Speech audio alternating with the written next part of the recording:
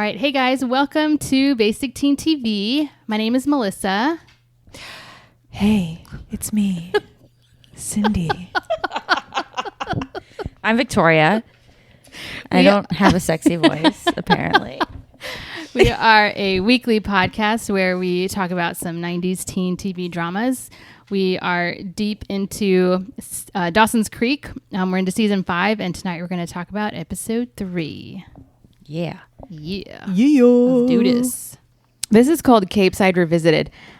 So the whole driver of this episode is Dawson dropping out of USC and telling his parents.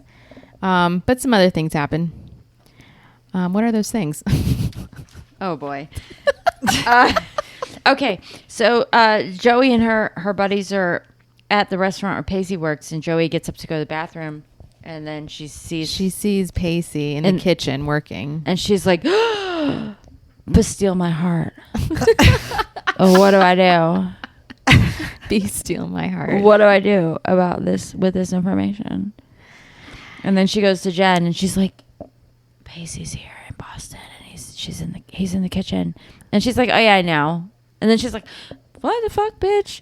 You've been keeping this from I me? immediately thought this was going to turn into like a huge fight between Joey and Jen. Not on Jen's part, but on Joey's part. Joey just would have lost her shit. Yeah, she'd be on like, Jen. there are no secrets when it comes to me because I need to know. I'll keep all the secrets and I'll be really fucking tight-lipped with all the information, but everybody else needs to share everything with me at all times. Right. But yeah. that didn't happen. But Joey was pretty okay about it. Yeah, Jen was like, Joey just, God damn it. Pacey just didn't. Pacey rolled up. Pacey promised me not to tell anybody, i.e. you. Yeah. And so then she shows up there on his boat. She knows where the boat is. And she just shows up one night and she's like, hey, what's up? It's good to see the stars, right? Well, the whole entire episode, she's debating whether or not to go see him because she's like, well, he's been here this whole time and he doesn't want me to know that he's here. So it doesn't sound like he wants to see me. Y'all want to talk about it? Yeah, I kind of need to talk about it. So, all right, go ahead. Oh. Melissa is sitting in, what is this chair called? It's a papasan. A papasan chair. So it's like a big... Like bowl chair. Yeah, and Murphy has climbed up in it and he's trying to get comfortable. Murphy's he's been a in a dog. couple Well, different... he was trying to get... Murphy's a full-grown man. Just slithering his way into the chair with Melissa. And he's trying to get comfortable. Murphy's my little mutt dog. He was trying to get me to pet him, but I wasn't petting him. So then I know, but he's full on cuddling you now, and he's resting his head, and he's doing the whole thing. I think I know what he wants. He wants Cindy and I to fucking fuck off and go home, so that the two of you can get into bed and have cuddle time. Yeah, he's in full-on night-night mode right now. Yeah, and he's like, these bitches come over and they don't fucking go home. And he's looking at you right in the eyes. He's like, he makes Mom. direct eye contact. He's like, Mom, I love you so much, but you know who I don't love? Those two bitches on the couch. Get them to leave. do you want them to leave, Murph? Yes. Yes. Murphy, you used to love us. Not anymore. I think Murphy just like, some humans are just like, I need my personal space. He's like, I tolerate you for short stints, and you guys come over and overstay your welcome a lot of the time. Time. Mm-hmm. Yep. I got a good video. All right. Maybe we'll put that up on the Instagrams and I'm told that we now have to get on TikTok And YouTube. and YouTube. On YouTube? Yeah, They can do YouTube Shorts, which is the same format as same TikTok format and Reels and So stuff. all I'm saying is to take the shit that you're already doing and vomit it all over the place. all over the All internet. the platforms. Just Okay. all over the internet. Victoria's our publicist. She's telling me where I need to. I'm just telling you be to putting things. You're doing the things, and they're great. I'm just telling you to put them up in more places. In more places. All Yeah. right. Yeah. All right. Wow. I don't even know how to get back to Dawson's Creek now at this point. There was this one really fun scene just talking about Dawson dropping out of University of South Carolina. he decides to go back home to have the conversation with his parents. Go back from Boston to He goes back to Timbuktu, Cape Side. And there's this shot of him standing out front, looking at the house as if he was gone in war and had been gone for the last 5 years in battle. But that's how they made it seem. Like he's so nostalgic. He's like looking at the house with nostalgia. He's been gone And it's been maybe like what, 3 months? Yeah. 3-4 months. But I was gonna say, if you have left your hometown for the first time, and 3 months is the longest you have ever been away from home, it feels like a big deal. It feels like that. Right. Feels like you were at war. Gone And then to war. every time after that, you're like, war. whatever. And then suddenly mean- you don't go home anymore, and then you haven't been home in 10 years, and then you'll you never. stop going home for Thanksgiving, And then your you just parents stop going. sell the house I you think grew I up in, do. and you never go home again. I think I do remember feeling a little bit of nervousness going home after my first semester of college, only because it's like, who am I going to see? You know, what is it like? I think I was like more concerned about like, I hope I'm not bored. I hope there's some parties, but like, who am I going to see? Who am I going to hang out with while I'm home? Like, and like, what drama is going to happen in this like 1 month that I'm going to be home for Christmas break? Oh my God, there was no drama for me when I went home. I just went home, hung out with all of my high school best friends who also went home for the holidays. Tried weed for the first time, couldn't get high. So the only drama, I didn't smoke or drink in high school.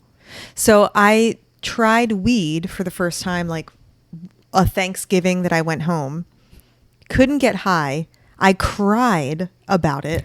Because you cried because you couldn't get high? Yeah, and Are I was you like, sure you weren't high, and that's why you were crying? No, I know I wasn't. I smoked so much weed. This is a very common thing. Like some people have to smoke 3 different occasions or whatever to finally get high. I smoked as much as everyone around me. They were stoned as fuck. And I just remembered thinking, I was like, what if I can never feel high? And I started to get really upset and it was bothering me. And then I did get high and it didn't take too long for me to realize I actually don't like it. Okay. And I get panic attacks. But yeah, that was the only drams that I experienced when I feel would go like, home. Well, I feel like my experience was like we all went off to college, and for the most part, we all went totally separate directions. Like, you know, I went all the way up to Syracuse in New York, and I had a few friends that stayed in Texas. Like, we went to the University of Texas at Austin and SMU, which is local. It's in Dallas. You know, but then a few people, like my first boyfriend in high school went to Holy Cross, which is somewhere up here in the New England area.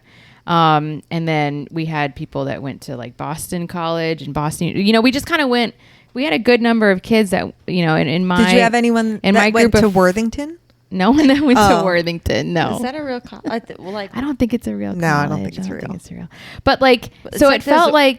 Werther's original Yeah. butterscotch I had a friend that went to Werther's Original. But it felt like my experience was like a daytime soap opera. You know, if you've ever been into a daytime soap opera, you can watch it for a certain period of time and then not watch it for like a year, and then you come back to watching it again and it feels like you didn't miss anything, but there's still a whole bunch of drama going on. Like that's what it felt like. It's almost felt like it was a pause on our local high school drama shit, at least for the first semester, you know, when we all came back for that first time, and there could still be some like underlying unresolved drama from the year before I or didn't something. have any of that. Yeah. But I mean, for the most part, we just did a lot of partying and drinking, you know, I don't know. But I do remember having this feeling of like nervousness, just a little tinge of nervousness, like, you know, thinking that like so much has changed and like, what is it going to be like now type of feeling a little bit. Of course, you know, a young kid over dramatize.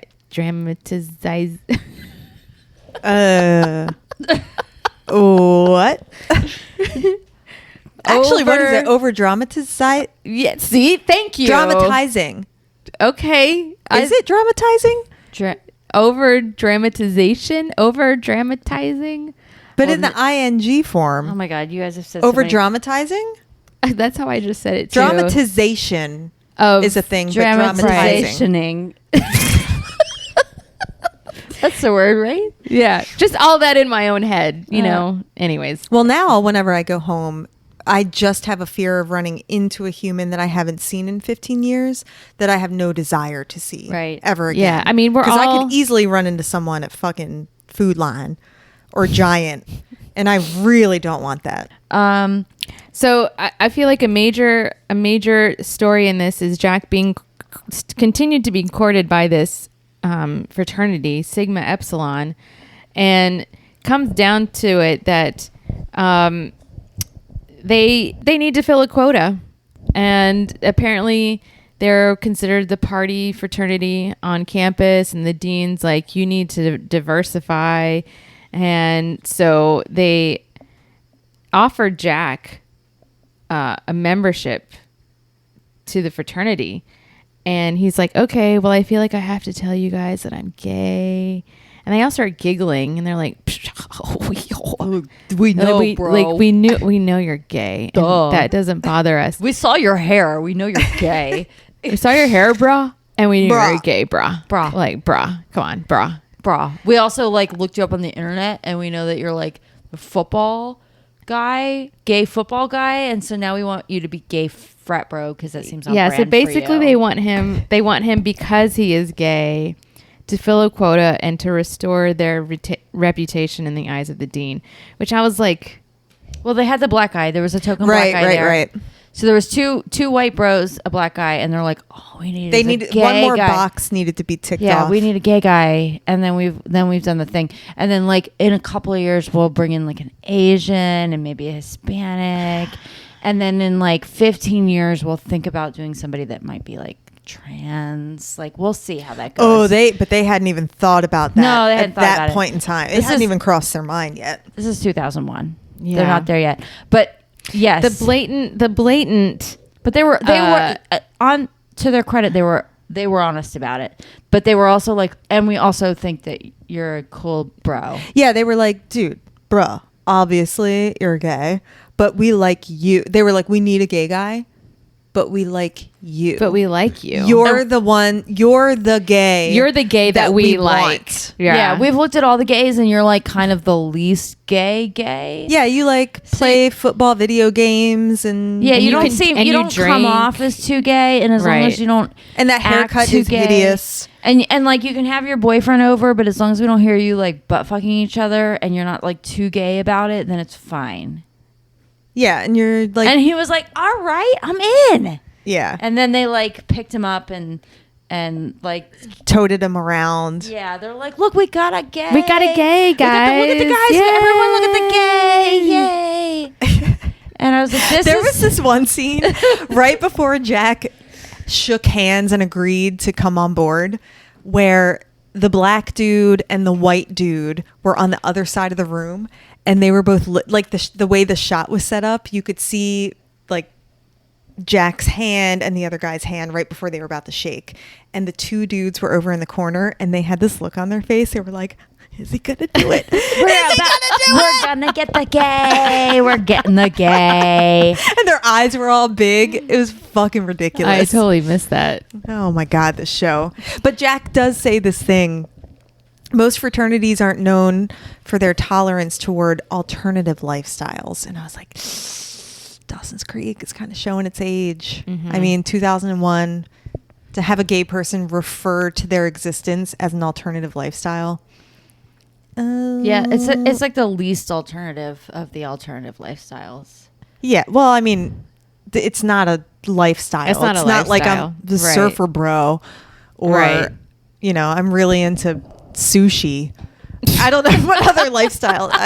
What lifestyle choices are there? Being into sushi is not an alternative lifestyle. Sorry. Well, I don't a lot of people like sushi. I don't mean alternative. I just mean like, what is a lifestyle Well, choice? like the you know super healthy workout, eat right lifestyle. You I don't know? have a car. I prefer public transit. Or like our That's a lifestyle our choice. dear friend who we're pretty sure is in a cult lifestyle. You know, that is a lifestyle. That's a lifestyle choice, but I think, right? not to defend anybody here, but I think there are some people modern day that you could ask in some parts of the country and they would consider homosexuality to be an alternative lifestyle because it's not a heterosexual.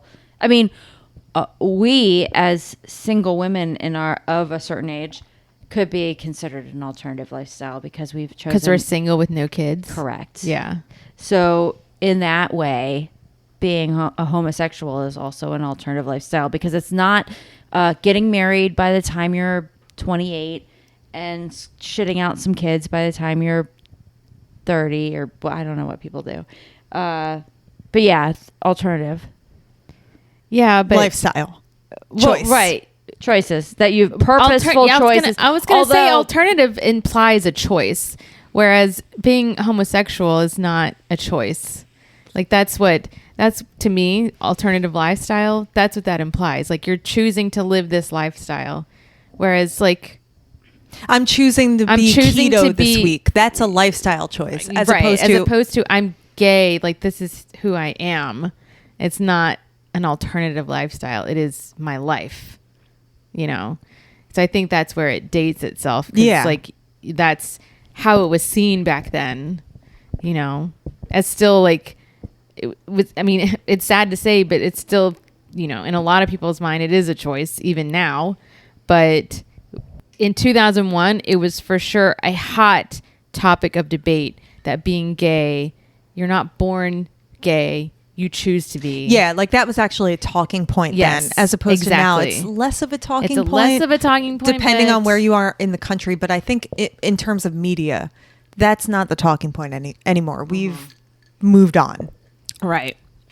So bottom line is he joins. He's in the fraternity. Sig up. Whoop, whoop. What, brah? Sig up. What? Is there like a weird point that Dawson's Creek is trying to make with Jack being like, okay, Jack's gay, but he can also be a football bro and he can also be a frat boy. He can also do normal bro things and also be gay. It might be a positive point that they're trying to make. I think where you don't have to, I don't know, come across a certain way to be gay. Like anyone can be gay. Yeah, like they're not falling for the stereotypical, in 2001, the stereotypical version of a gay. Like a flaming But I also, on the flip side, I also feel like if Jack didn't act that way, they wouldn't have let him in. Like if he were more flamboyant. Yeah. He would not have been admitted into the fraternity. I think that's why they chose him, because he's like a broy gay. I think this is one of the more... He is a broy gay. I'm sorry, he was on the football team. He's a broy gay. I think Dawson's Creek, if they're going to be sensitive about anything, they're going to be the most sensitive about homosexuality because the creator is gay. Like Mike, have we talked about this? We before? have talked about this before. Like this is going to be, you know, whatever other topics that they're going to hit on. Homosexuality is where they're going to take the most care, in my opinion, because the creator is gay, and so they are not going to put his character in a situation that we have seen over and over again, where homosexual people are treated horribly, you know, or stereotyped, or stereotyped in any way. Like they're gonna, like, you know, even though Jack is not, he is a main character, but he's not the main character. They're gonna treat his character with more care and thought. When it comes to the haircut. As far as being a gay character on the show, like they're just, in my opinion, I feel like they're just gonna treat his character, you know, with the most care and sensitivity. Besides the haircut, I'll say it again because no one acknowledged what I just said. But the haircut is really, really offensive. You're right, Cindy. He's got the word. Thank you. Thanks. He might. Maybe his new bro friends will be like, all right, now that your hair. Yeah. Now that you're a brother, we're gonna give you as a fucking your brotherly haircut. And then he's gonna be given a haircut to look like his other bro pals. They had better hair though. Yeah, they're gonna cut his hair. Just wait. They're gonna make it a thing. They're gonna make it a day of it. Yeah, they're gonna do like a whole spa day. It's gonna be like cut his hair. Sig ep trip to the spa with the bros. Do like straight dudes have spa days? No. I don't think together. I think Should they? they? I think Maybe they might they go. should. I think they might go on their own. I don't think they do it together. I think they should. I think they'd really enjoy it. Just the bro. Like, bro, I heard about this really sick spa. It's in Flushing. It's called Spa Castle. You get like totally naked and you just like relax and drink, bro. Let's check it out. And the other ones would be like, really, bro? Yeah, really, bro. Check it out. It's sick. And then they go and they're like, oh my God, this is sick, bro. They have like hot tubs and they have like a freezing tub, bro. And then you like go into this one room and you get like beat with all these leaves, bro. And then you like jump into the freezing pool, bro. Are you done? I think they would just really enjoy the time together and the bonding experience. All right. Well, I don't know how we would ever be able to confirm this, if bros do this or not. I mean, some bros have had to have done it Maybe- throughout history. Maybe at some bachelor parties or something. I don't know. Well, I mean, historically, Greek and Roman bros Oh yeah, they were did it all the time. all the time, There like you every go. day. Actually, Yeah. in New York, the old ones still do it together. True, they do. Yeah. Mm-hmm. Yeah, the So Greeks, there you the go. Greeks There's- and the Russians. They Yeah. love that And the fucking Russians, yeah. bathhouse shit. Yeah, they Right. love it. Yeah. Let's go get tortured together, bro. That's how I see spas, as like a torture session. It- All of it. You've never been to one. It's actually quite nice. Yeah, they're lovely. And you're not naked the whole time. Well, aside from the nakedness, like I don't want to be too hot. I don't want to be too cold. I don't want to get beat with like those big leaf things. They don't do that. They don't do that. I don't know what you're talking The about. Russian spas do. Right, well, Well, not the Asian spas. yeah, not Spa Castle in Flushing, Queens. It's literally just like a pool with like bubbles, and you chill in it, And you it- drink in it. All right, back you to shower Dawson. today? Back to I Dawson. did, and I put on deodorant. I was just making sure that I still smell good, and I do. This has been. Oh, I don't even know what we're wanted talking to about be anymore. done with this show like 7 minutes ago, and we haven't talked about anything other than you're just gonna. I don't know how I'm. I'm going to edit this all together. This is going to be so tough. Okay, let's make a clear cut back on track right now. Beep. Now we're talking about the show again. Okay.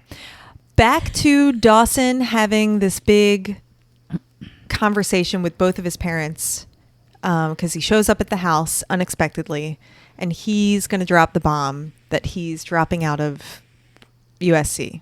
Yeah, he wants to leave Right. school like a fucking pussy because things didn't go his way on his internship, and he kind of wants to see where things are going with Joey, even though they've had the same fucking conversation over and over again, and it's fucking exhausting. Either fucking bang So or annoying. don't, but just So annoying. stop.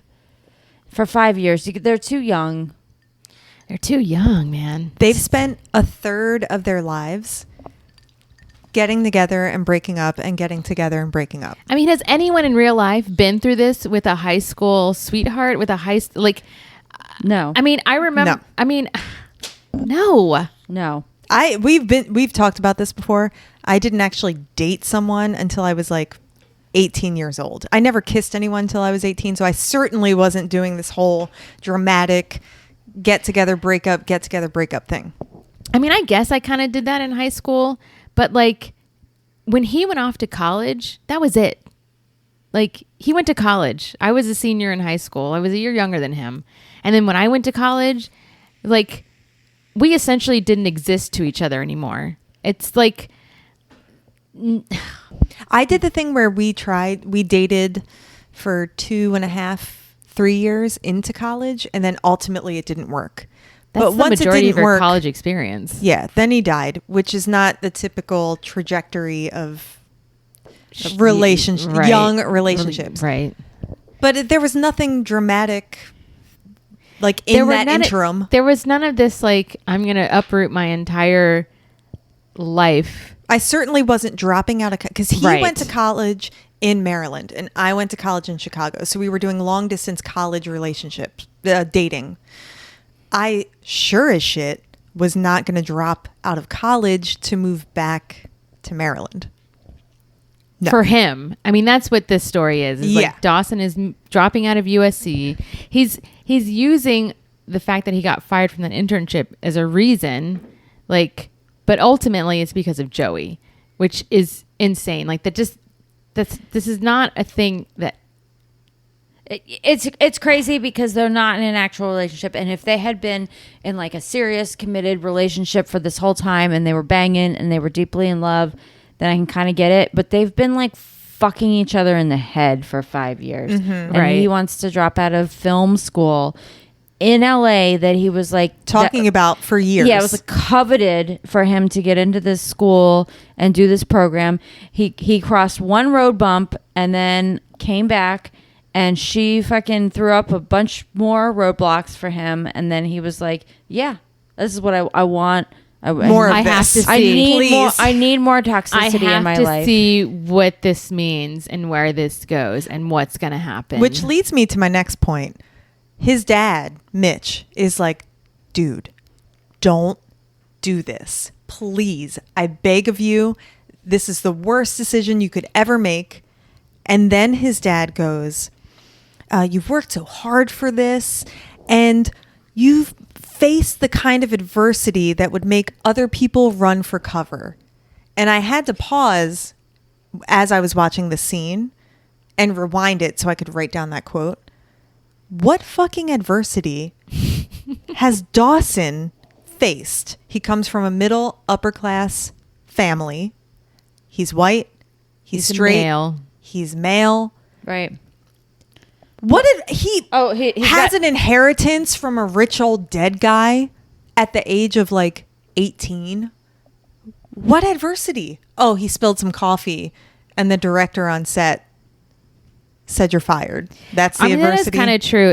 In the 4 seasons that we've watched this show, he has not really faced any true adversity in his life. No, he has the least adversity of all of his friends. All of them. Like Joey, obviously her mother died and her father went to prison for selling drugs, and her sister like had a baby out of wedlock with a black guy, and that was like really frowned upon. I mean, but that doesn't really have anything to do with her. Joey has probably of everyone on this show, maybe with the exception of Jack, has dealt with, I would say Joey and Jack have had the most adversity in their lives, with her mother dying, her dad going to prison, Jack's mom being like just living in the bedroom upstairs. Yeah, just having a complete mental shutdown after the death of a son, and his dad, accepting his gay son or whatever. But like, Dawson out of the and even Pacey has an alcoholic piece of shit dad.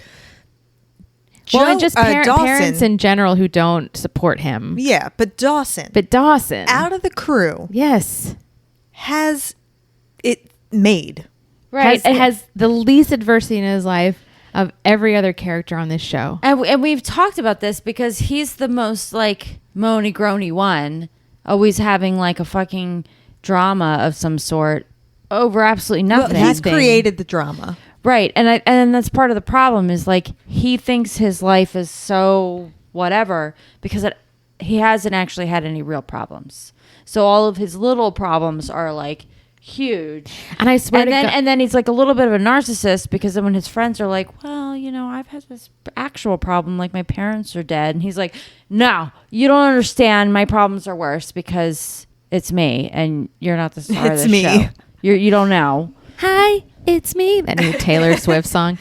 I'm the problem, it's me. Oh my God. I just realized this, guys. You weren't here for season 1, Cindy, but Victoria, episode 1, season 1, when Dawson is like fretting or like worrying about Bob, the co-anchor, and whether or not his mom is having an affair with Bob, the co-anchor. And Joey points out to him like, Dawson, your life is perfect. You're just creating drama where there is no drama. That has been his character since episode 1. Yes. Although she was having an affair. Well, she was having an affair, but had she was banging. Dawson was Bob, on point about it, but like,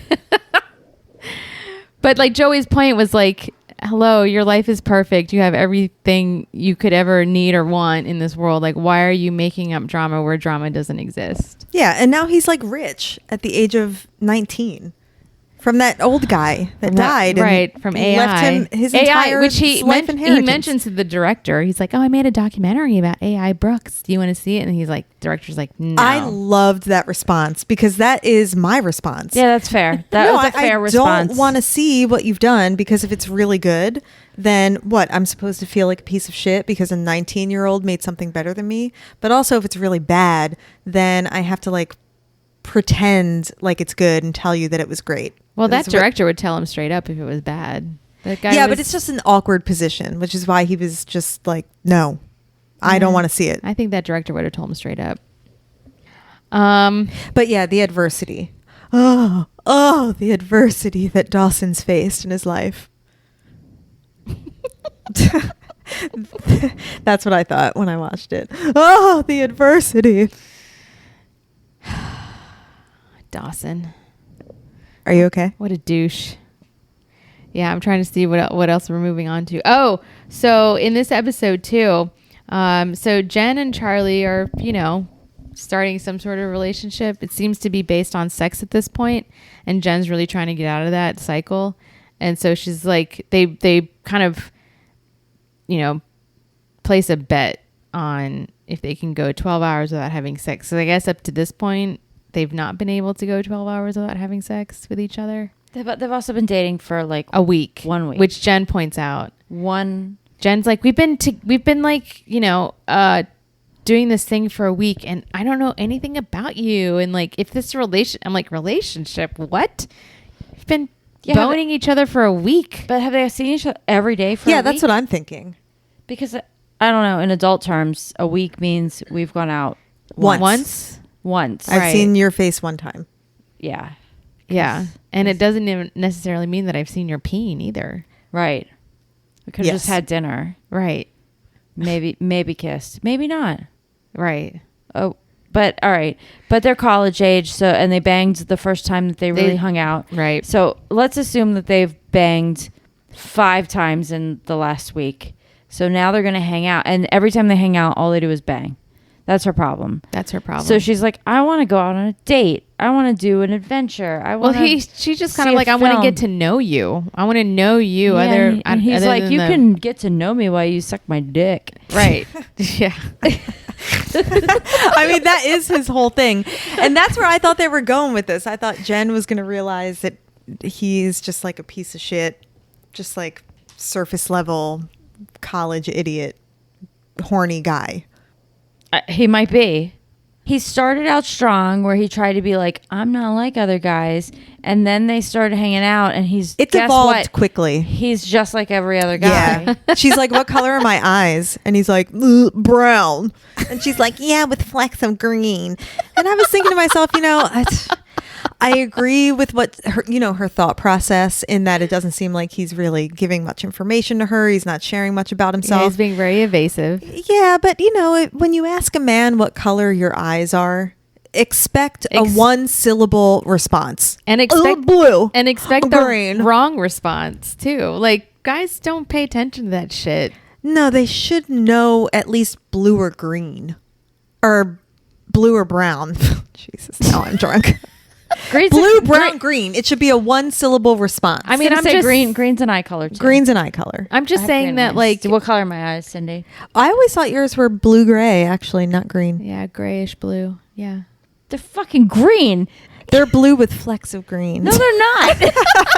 They're green. Like hazel. They're like green with flecks of brown. No, they're not hazel. Yeah. Jen's eyes are hazel. That's like brown with flecks of green. Oh my God. That's hazel. Guess what? My driver's license says that my eyes are hazel. But guess what? You write what your eye colors are on your license. You fill that in. There's not like an eye person at the DMV or like who's like, you go to the eye room and they're like, let me see. Hazel. Brown with flecks of green. Brown with flecks of green.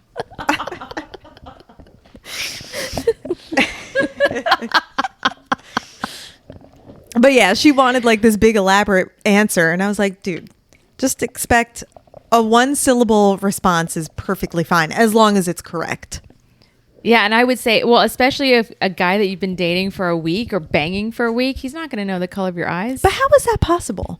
How is what possible? Well, I've gone on one date with men before and I've known what you're looking in their eyes. You're a woman. Women are more perceptive and they pay attention to that type of shit. Men do not.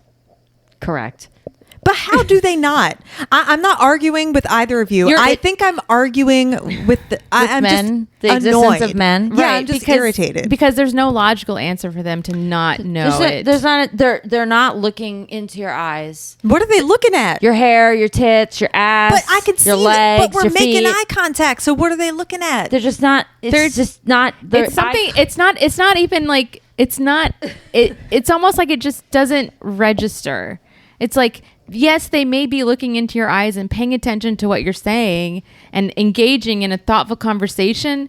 But then if you went and asked that man, like, what color are my eyes? They're going to be like, what? Like, I don't know. Like, it's not. They'll be like yellow.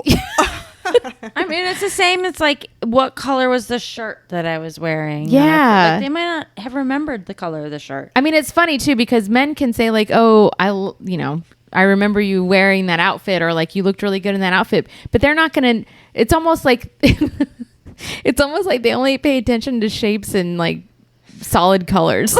Right. Shapes and solid colors. They've looked into your eyes and acknowledged that you have the eyes. They're like, great. She has eyes. She has eyes and she can see. Okay, good. But they're not thinking about the color. They're not thinking about the color. They just don't. And then they're like, all right, she's got tits. She's got a booty. She got hair. Yeah, like she looks good in that dress. Like, I like that dress. Her shoes are on point. Yeah. Yeah, but it's not like they're going to remember what shoes it were that were on point. It's just like, I just know that those shoes that you were wearing were on point. Yeah, there's going to be some things. Yeah. I mean, I'm They're gonna okay be with like, people. I like that. I do not need anyone to remember what I'm wearing. But at least if you're looking, you're wearing your eye color. Think about it that way. Okay. You're wearing, It took me a second. I was like, what do you mean? You're wearing your eye color. Just think of it like you're wearing, like it's your favorite outfit. Yeah. You can't change it. It's your eye color. But I feel like a lot of the guys that I've dated have at least known. There hasn't been any confusion. That's why I get so upset when I'm like, how does one not know? If you've looked at someone's face, all you right, should know. maybe Victoria and I are not giving men enough credit. But I don't pay attention to eye color, so I'm like, eye color. I like you have they'd eyeballs. have to be really outstanding eye color for me to like notice. Fucking crazy eyes for me to be like, crazy eyes. what's up with your eyes? Right? Yeah. But if you just have like normal human eyes, I'm like, great, you have eyes. Moving on. So you are a dude too. Victoria's a man. She thinks like a man. I just don't. I'm just eye color is not. Eye color is it's not a thing to her. Not It's important. not on my radar. Not- I also yeah. didn't notice It's not a deal breaker. Dawson's arm hair. I just didn't. Oh, I noticed. Oh, I Dawson's noticed arm that. hair. Damn. I don't know, maybe I'm a dude. Can we talk about Any- something else now? I know. Yeah. we have been champions on going on the tangents tonight. It's oh my god, we're so far over time. Okay. All of this leads to, like their main story arc is just whether or not they can hold out from having sex, and do they make it to 12 hours or do they not? I can't. I mean, what They break into. besides I think they do, or they nearly do. And when they realize it's been 12 hours, it come to find out that Charlie doesn't have any more condoms left. They've used them all up. So they have to like, Jen's like, well, go get one, go borrow one, go get one. She does Borrow one. She does say borrow. She does say I borrow. was going to say, I'm pretty sure she says She borrow. does say borrow. I mean, it's a joke because you're not going to give it back. Right, yeah. But so they end up breaking into some building, which I thought was a college campus building, where there is a glass vase of condoms that has been dedicated to a previous graduating class, a class of 1990, right?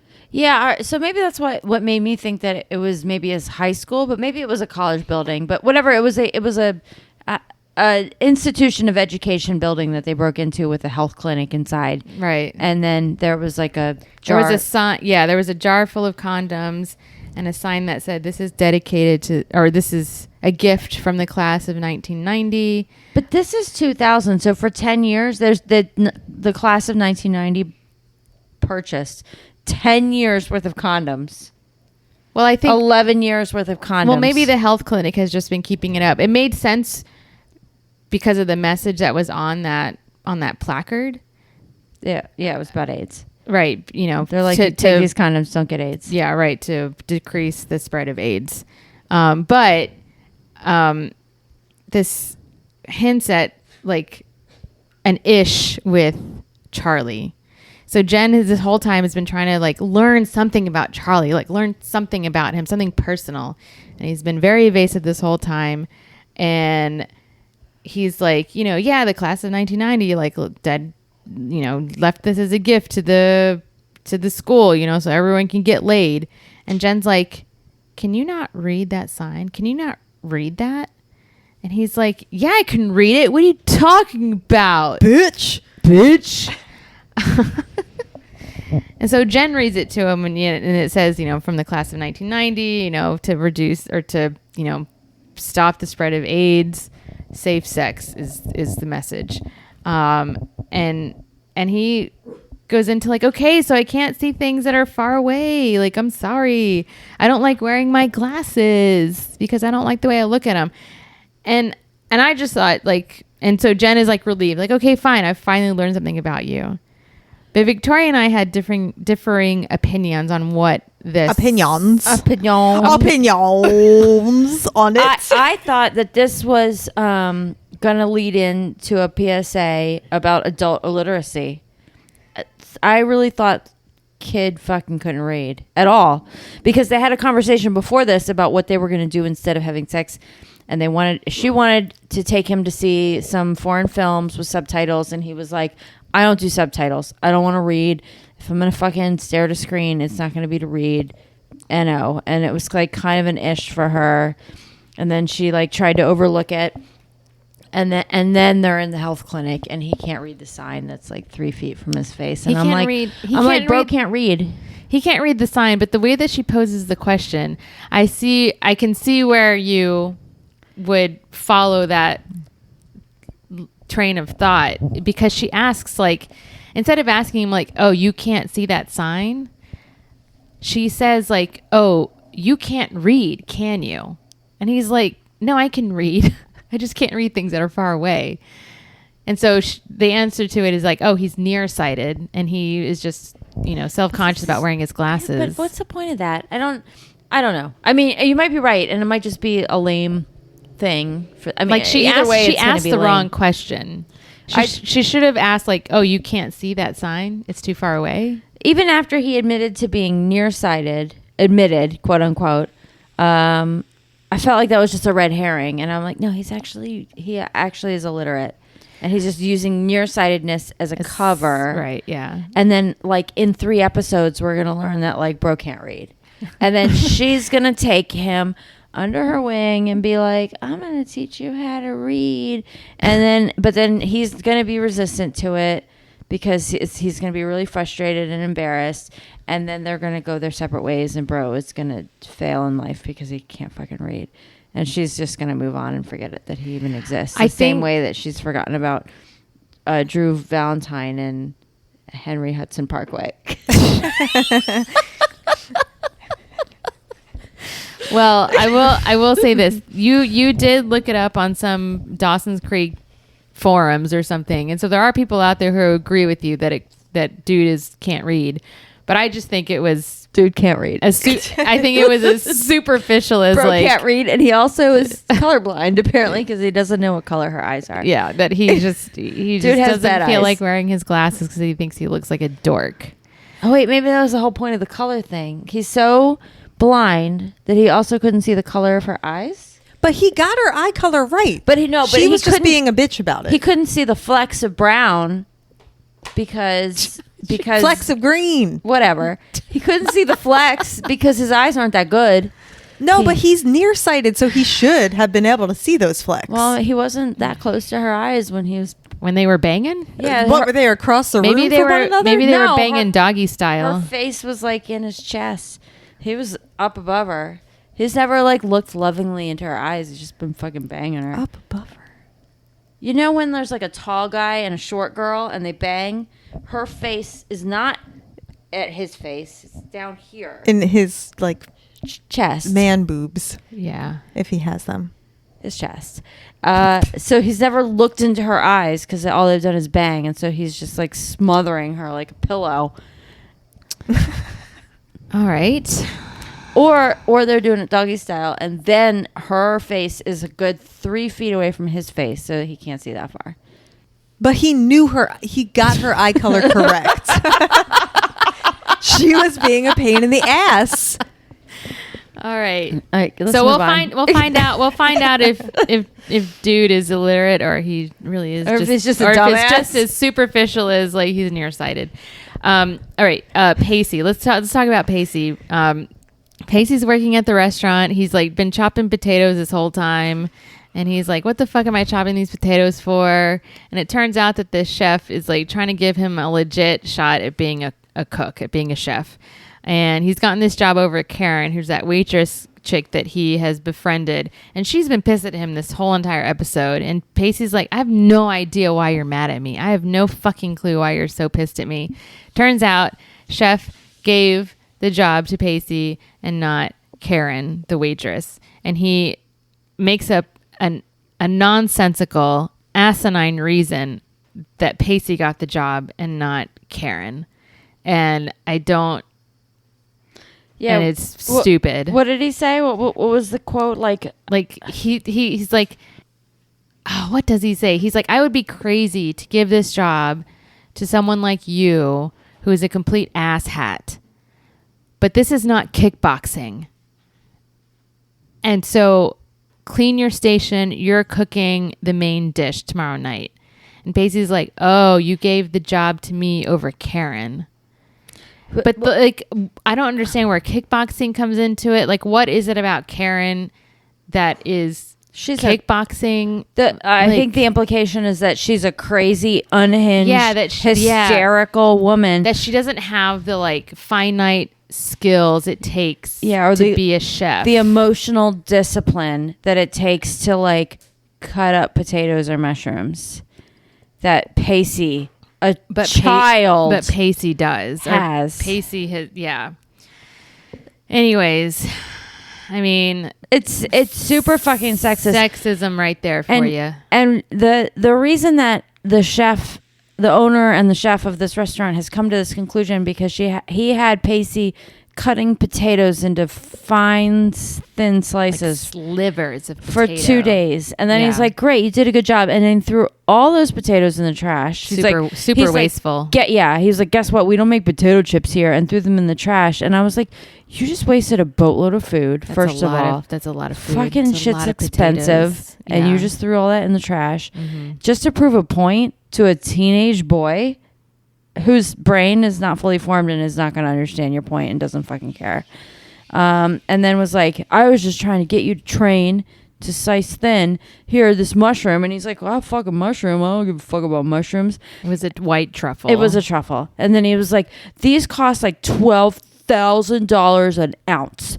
It wasn't that, but it was like $1,200 a pound or something. Yeah. And then he like slices a thin one and he's like, taste it. And then Pacey's like, okay, I get it. Yeah, it's like a raw mushroom. And he was like, okay. And then he's like, now you are better than Karen, who has been working here for ages, who apparently is a loose cannon because she's got a vagina inside of her vagina. She's a woman. And that's it. Yeah. Now you're cooking. I wrote down a quote because Pacey can be really funny sometimes. So this chef guy, I can't even remember his name. But he says, cooking is a craft which can't be taught. However, it can be learned. And Pacey looks at him and he's like, what the fuck does that mean? Yeah. and I laughed. I was like, that's so true, Pacey. What the fuck does that mean? Like, what? What is this guy talking about? I'm the Mr. Miyagi of slicing potatoes of white really truffles. thin. and yeah, Pacey's like, I just need a fucking job because my girlfriend's a stuck-up cunt. What's happening right now? And like Karen, poor Karen, also wants to do better, and you won't let her because she's a hysterical woman, even though she seems perfectly fine. She's a perfectly reasonable woman who wants to move up in her career and is being glass-ceilinged by men. Yeah. A 19-year-old one with zero experience. Right. So she's pissed off. I mean, So to give then they're like, Pacey a "Oh, break. Karen." To give Pacey a break, Pacey had no idea. Pacey had no idea that he was given this The job problem over her. that he's a part of the problem. Yeah, that he's the problem. And then when he realizes he's part of the problem, he doesn't care. He's like, yeah, at least I'm on the winning side of this problem. That's where Pacey could not be a chauvinist pig. Nah. But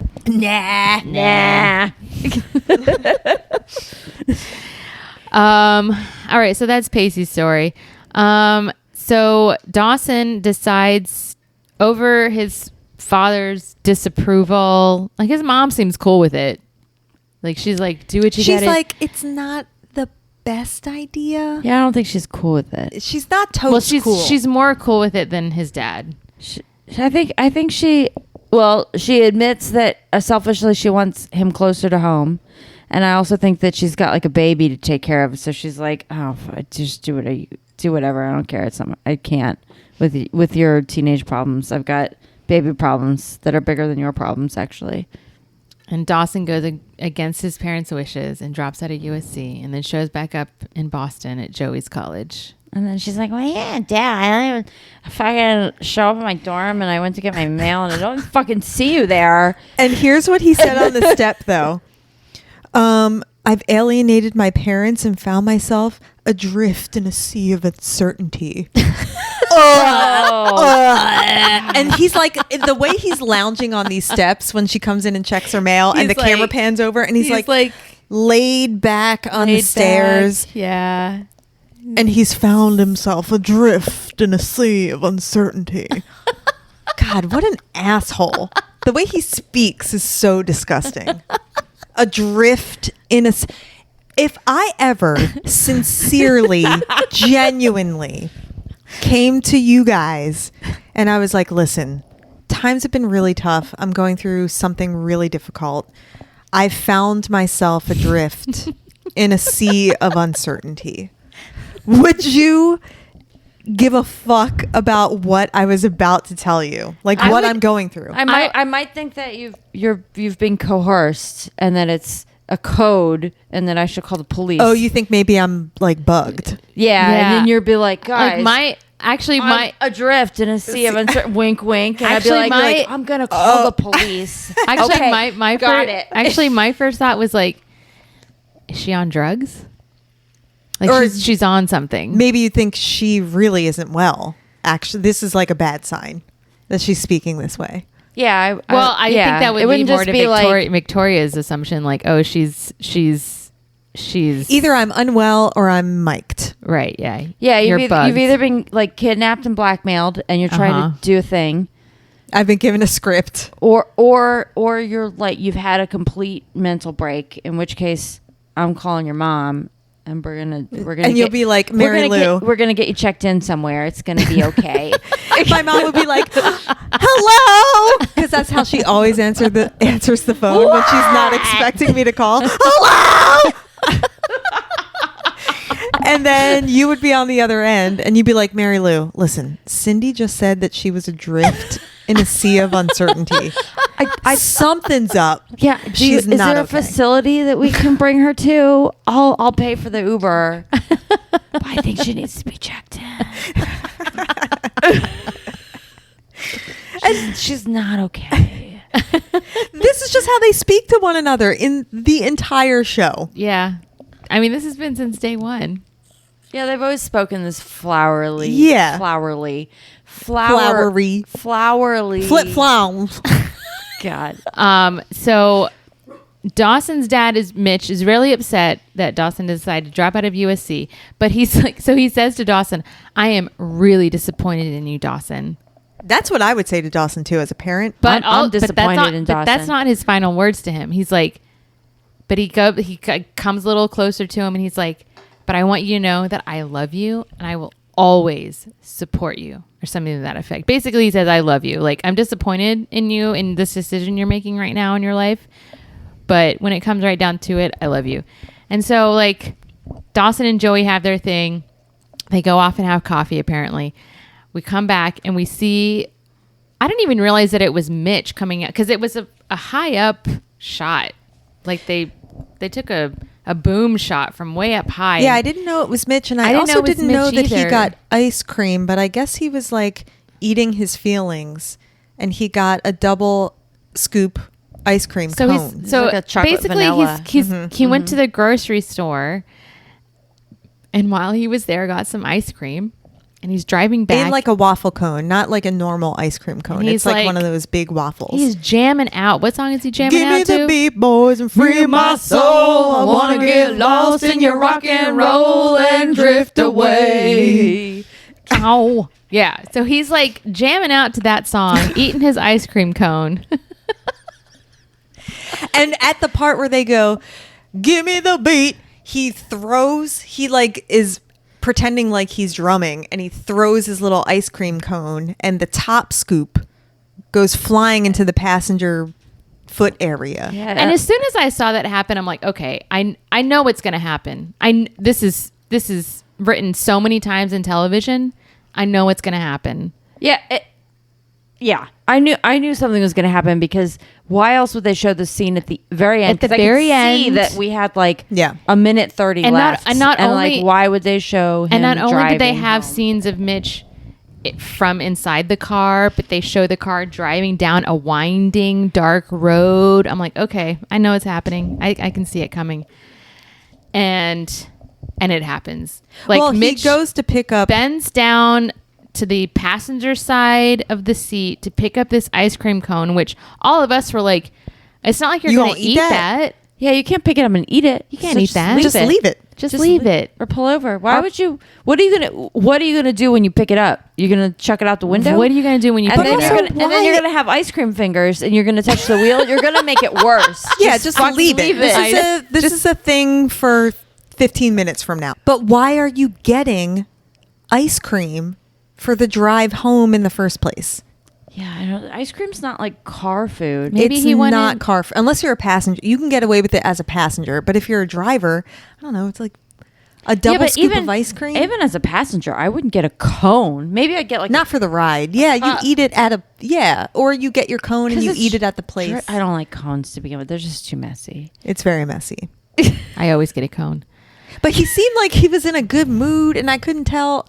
I don't know. He had his little ice cream. It is a little strange that he seemed to be in such a good mood, considering that he was so upset with. Yeah, he was like Dawson. rocking out in the car with his ice cream cone. He had his Yeah. little ice cream. Yeah, and so he bends down to seemingly pick up, the lost scoop of ice cream, and he comes back up, and then all you see are bright lights. Yeah, like headlights, as if there were a collision. Right. Like we're supposed to think there was a collision, and Well, I don't even think we're supposed to think. I think we all know that he got into a car accident. what in the fuck were these writers thinking? This is the most hilarious way. To bring someone into a car accident. Yes, you're suddenly in critical condition because you were singing "Gimme the Beat Boys." Who does anyone know that artist? Who is that band? I don't remember. Anyone even know the name of the title? The of the song might be called "Drift Away" Drift Away. All right, let me or see if I something. can look it up real But quick. like, out of all the ways to go out, Yeah. to be rocking out to that song with a double scoop of ice cream, he had two different flavors too. I Yeah. did notice that. Vanilla Yeah. and chocolate. Yeah, and he was doing the little beat, and one of the little balls of ice cream went flying across the car, and that's how you enter into critical condition and you're hospitalized. Yeah, I feel like I was lame. Like, couldn't come up with something better. Again, Something a little less funny. Again, It's like too also- funny. I'm really stuck on the picking up the ice cream while you're driving. What are you gonna do once you pick up the ball of melted ice cream? What are you gonna do? You're not gonna plop it back on the cone. It's gonna be covered in like floor mat shit. Exactly. What is 3 he second gonna rule. do? And then you're gonna check it out the window, but now you've got ice cream all over your hands. right, and you gotta touch the wheel. Why would you? I will admit, I have eaten an ice cream cone in the car as While a driving? driver. Yeah. What? Why? You trying to get into a car accident? You could die that way. Were you listening to that song? I'm not jamming as hard as Mitch was. Yeah, he was really rocking out. Yeah. I'm not jamming. Never eaten ice cream while driving. I've done a lot of things while driving. I don't think I've ever eaten ice cream while driving. Like, not even in a cup. No. Oh, it is called Drift Away by Dobie Gray. Give me the beat, boys, and free my soul. All right. Well, are we done now? Oh my God. I want to be done. Jesus. I mean, this You is, need to channel some of that Mitch energy right now. To like, be fair, it's I time don't for me to go. know how much longer I could keep talking about Dawson's Creek right now. All right. I just would like to wrap it up. So thanks, guys. But I do wanna sing that This song has again. Been, Okay, you guys sing that. Basic Teen TV. Hope you enjoyed listening. My name is Melissa. I'm Victoria. I'm Cindy. Okay, bye. Bye. Give me the beat, boys, and free my soul. I wanna get lost in your rock and roll and drift away. Bow, bow, bow, bow, bow, Yeah. bow, bow. Give me the beat. Those are the only words I know. Yeah. That was good though. I'm trying to